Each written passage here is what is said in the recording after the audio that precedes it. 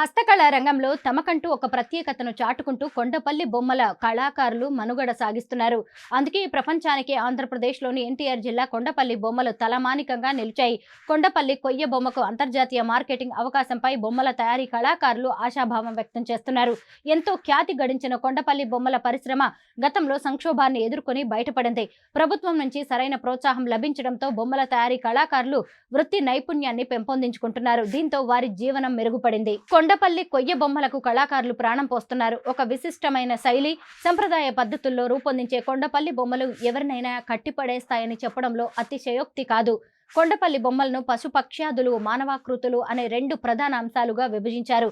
మైసూర్, తిరువాన్కూర్ లక్క బొమ్మల కంటే కొండపల్లి బొమ్మలది విశిష్ట శైలి. జానపద కళారీతులతో రూపొందించిన కొండపల్లి బొమ్మలు చూపరులను విశేషంగా ఆకట్టుకుంటున్నాయి. అందుకే ఖండాంతరాల్లో ఈ బొమ్మలు ఖ్యాతి గడించాయి. కళాకారుల పనితనంతో వివిధ ఆకృతుల్లో తయారవుతున్న కొండపల్లి బొమ్మలు ఆసక్తి కలిగిస్తాయి. కొండపల్లి జీకొండూరు అడవుల్లో లభించే తెల్ల పొనికి కర్ర తీసుకొచ్చి కావలసిన సైజుల్లో ముక్కలు చేస్తారు. బావుదారు అనే పనిముట్టుతో అవసరమైన వివిధ బొమ్మల ఆకారాలను, కళ్ళు, చెవులు, ముక్కు, మొహం వంటి ఆకృతులను తయారు చేయడం ముచ్చట గొలుపుతోంది. వివిధ సైజుల్లో తయారు చేసిన దశావతారాలు, ఏనుగు అంబారి, తాటి చెట్టు, గీతోపదేశం, రథం, ఎడ్లబండి, గ్రామీణ వృత్తి పనివార్ల బొమ్మలు, వివిధ రకాల జంతువులు, పక్షుల బొమ్మలు మొదలైనవి తయారు చేస్తారు. ఇంటి వద్దే మహిళలు, కుటుంబ సభ్యులు బొమ్మలకు ఆకర్షణీయమైన రంగులు వేస్తారు.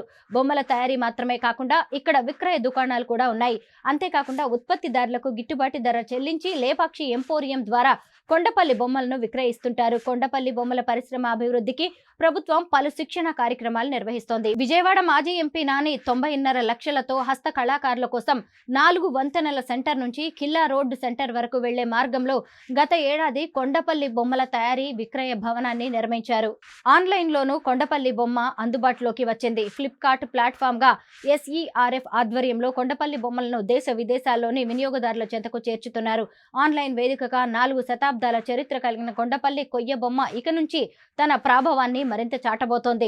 జీవం ముట్టిపడేలా ఉన్న ఏనుగు అంబారి, రథం, ఎడ్లబండి, పల్లకి, రాధాకృష్ణులు, అడవి జంతువులు వంటి బొమ్మలకు మార్కెట్లో మంచి గిరాకీ ఉంది. కొండపల్లి బొమ్మలను విదేశాల్లోని తెలుగువారు తమ లోగిళ్లలో అలంకరించుకోవాలనే ఆకాంక్ష ఆన్లైన్ మార్కెట్తో తీరుతోంది. మరిన్ని వాణిజ్య సంస్థలను ప్రోత్సహించి బొమ్మల విక్రయాలను విస్తృతం చేసేందుకు DRDA ప్రయత్నాలు చేస్తోంది. దీనివల్ల కళాకారులకు, విక్రయదారులకు మరింత ఆదాయం లభించబోతోంది.